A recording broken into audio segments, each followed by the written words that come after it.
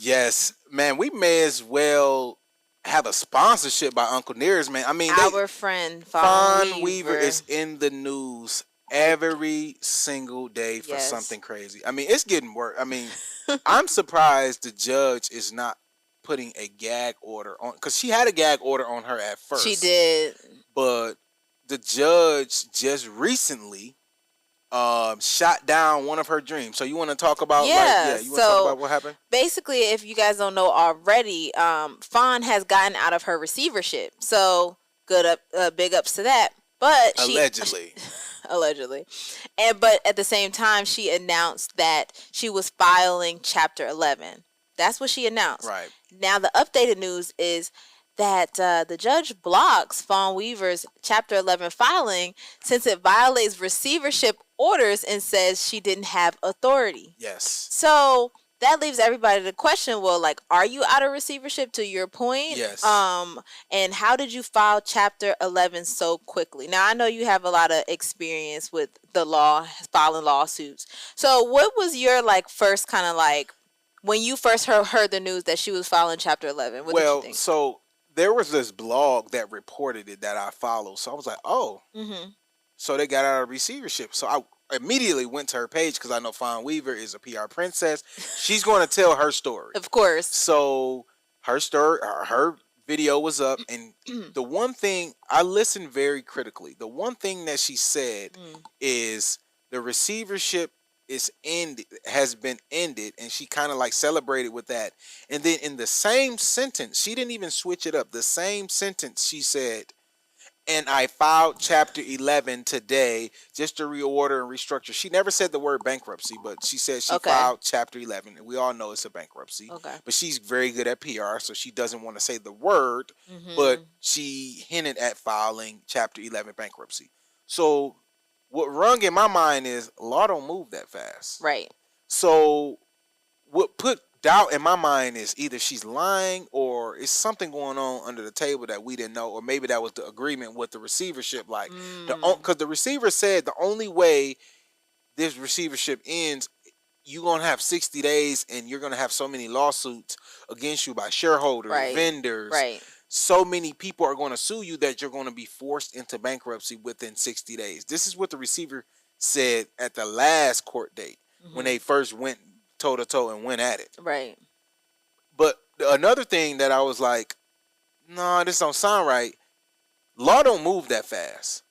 Right. If a judge ends a receivership or something like that, they might say you got 60 days, you got 30 days, 90 days to wind it down, because you got hundreds of millions of dollars, you got employees, you got vendors. This is a lot of stuff that is going on that you can't just announce at 10 o'clock on a Wednesday that the receivership is over, and then at 10:30 you file for bankruptcy. Well, didn't Fawn say that? Didn't Fawn say at the last court date that the Philip Young guy just wants to be ahead of the receivership and in control because he was getting money from the bank? Yes, he was getting paid. So how do you dissolve all of that within a day? Like, the ownership doesn't just happen that quickly because there's money involved. Correct. There's you got Farm Credit Union has to approve this. A Farm Mid-America Credit Union. You got the judge that got to approve it.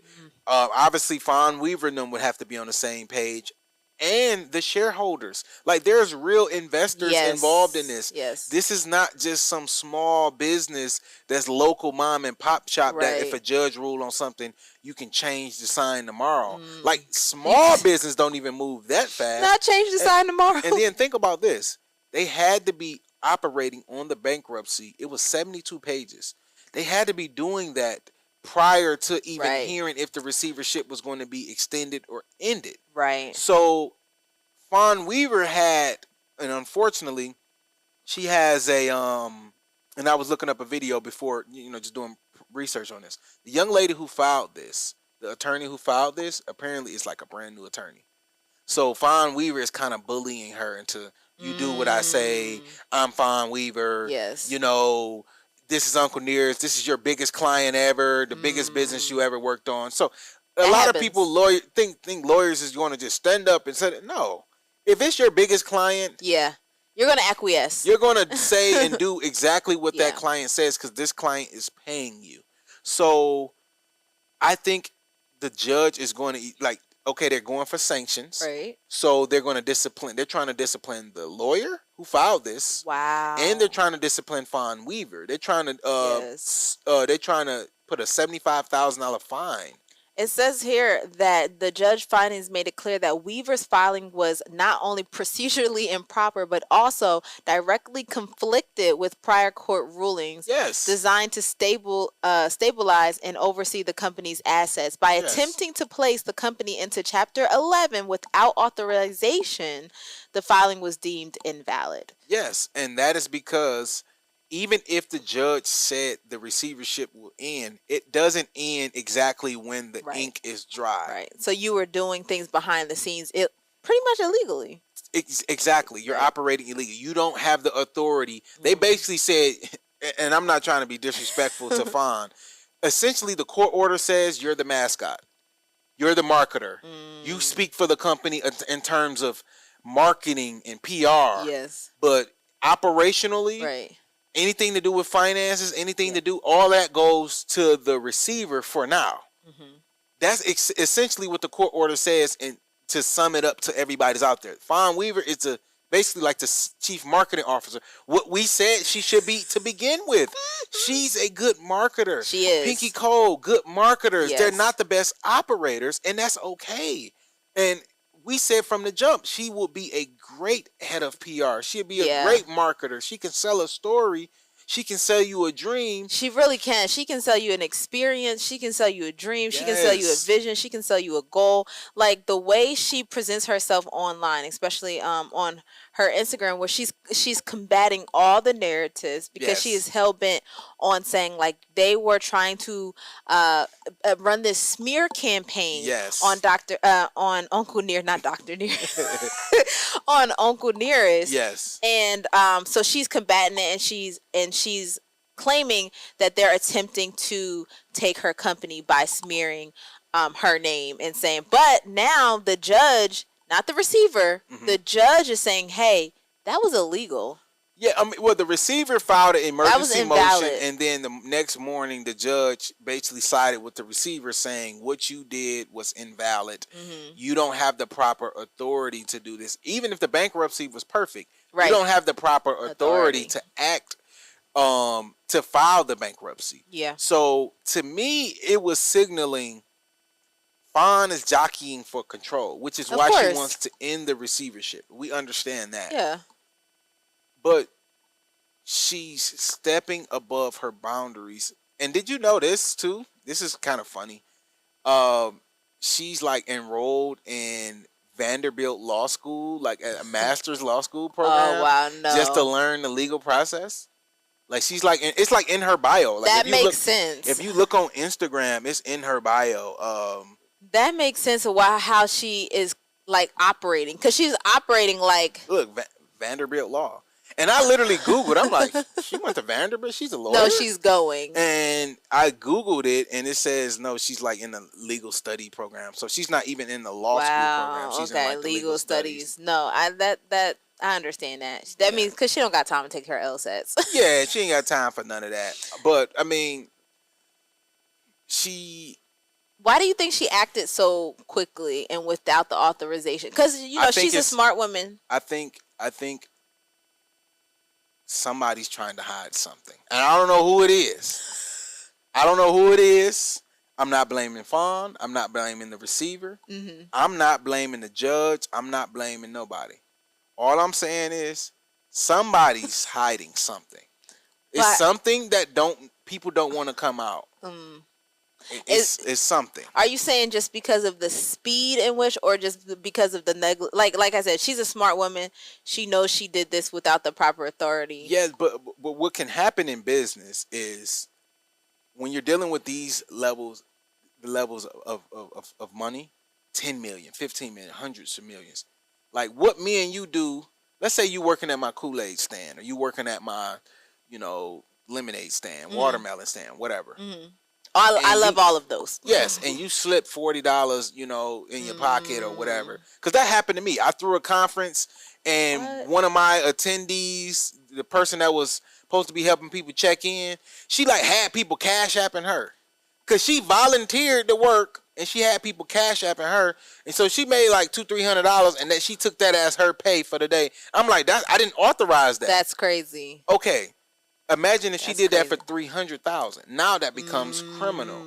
But a couple $100, it's like whatever. Yeah. I think what happened is somebody in here. I don't know if it's Fawn. I don't know if it's her husband. I don't know if it's the CFO. More than likely, it's a CFO, and then Fawn and probably try to cover it up. Yeah. But I believe there's some criminal activity. Cause I think the level of fraud has risen to criminal activity dealing with Uncle Nearest. So there's something trying to be covered up here. I don't know who is doing it, but there's something trying to be shielded and covered up. And maybe it's not Fawn that directly did it. It could be like an employee. Yeah. It could be her husband. It could be somebody she loved and she's trying to shield. Because it doesn't matter. It falls on her. Exactly. So it doesn't matter who did what. It could be something, and I think there's some real information that is being shielded. That's why documents are missing and all of this. I don't know, but that's just kind of my opinion. Yeah. That it's something bigger than that. Some mishandling of money, and y'all owe this money, y'all owe that money. Maybe maybe some of the stuff that happened would. All of this stuff can get cleared up. Yeah. She probably got to get that house up. She probably got to get that lifestyle up. She probably got to give up some of them assets that she got. Right. And they're going back to the poorhouse. Yeah. Maybe they're just fighting for their life. They don't want to do that. I was going to say, it sounds like one of those things where they're fighting for their lives and they're... That lifestyle. And they're grabbing on the straws, because to do this and know that you didn't have the authority to do it, it makes me feel like, you know that saying, I'm leaving here with something? Yeah. And think about this, though. Think about this. If Fawn Weaver would act like this in the middle of $100 million civil lawsuit case, I know where you're going. What do you think she'll do if nobody's looking and nobody's there? She's the boss. She's the CEO. That's what I was afraid of. What would you, if you would do this in plain sight, looking at a camera? Nobody forced you to put this up on Instagram. You looking at a camera and you do this, and then the judge and everybody stops it and blocks it and said, young lady, you had no power or authority to do this per the court orders, and she's still doing it. Imagine what she would do when she's the boss at the table, sitting there directing people to do this and do that and say this and say that. You're triggering me so bad. I'm triggered. I don't like to say this. I'm not enjoying this. Yeah. But I read and I can comprehend, and every time I see a headline, I'm just like, fine, oh my God, like. Because what happens with this is companies see this, and you and me got a good idea, and they look at you and they throw us in the Fawn Weaver bucket. They throw us, because these are heroes of our community that made it to the quote unquote top, and they did this. It's like, okay, we're gonna punish you for all of this nonsense. It's kind of like me, right? Okay, I'm a black man. If I put on a ski mask and some Jordans and a tech fleece and go to the gas station, they don't know me from the young dude that's at the gas station that's actually supposed to be up there. I'm educated. I'm smart. I got a business. I've never been in trouble. I ain't got no felony. But it's the stigma. They look at us the same because I'm a black man. It's the stigma of painting black people in broad strokes, because we don't even want to take the time to get to know y'all individually. Megan Thee Stallion twerking and all of them just like that. And it's like, no, Megan's an entertainer, and that's what she do to sell albums. No, it doesn't. They don't. When it comes to business and people in business, it is like the spreadsheet that they're looking at. They just gonna throw you under a bucket. I was about to say, and that spreadsheet is that, okay, well, we gave this one a chance, and you kind of look like this one, and you kind of present like this one, so you're probably going to act like this one. Exactly. And before you even get to say, no, like, this is a different idea, like, I have a different, like, perspective, XYZ. So, no, unfortunately, and I don't want to say this, I don't want to have this defeatist attitude. It's like, oh, like, you setting us back 200 years. You know how every time somebody black do something, then you done set us back 300 years. Bruh, she said in the business community. if all of this pans out and she comes out as a fighter and it's a big misunderstanding, then she's gonna come out like as a hero, Yeah. and Uncle Nearest is really gonna be that dominant $1 billion brand, and that's what I'm rooting for. But the paper trail and the paperwork is just not aligning with her PR strategy, Yeah. and that's one of the things that I don't like, because I don't want to call you a liar. Right. I don't want to say Fawn Weaver is a flat out liar, but the receipts and what's going on in court and what you're saying in court and agreeing to in court, it's not aligning to your PR Instagram strategy. And unfortunately, the people in your comments that are rooting you on, they don't go to pacer.com and download and pay $50 or $100 to download your 100-page Yes. your 100-page lawsuit. They're not doing that. Journalists, people like myself, other lawyers are doing that. But the majority is going off of what you say. Majority is going off what you say. We're going off what you say in court and agree to in court. And it's just contradicting itself. So thank you guys for watching. In order to continue to support independent journalism, I need you to subscribe to our page below. And also, if you want the full podcast and more exclusive content, make sure you subscribe to the Patreon. Link is in the description.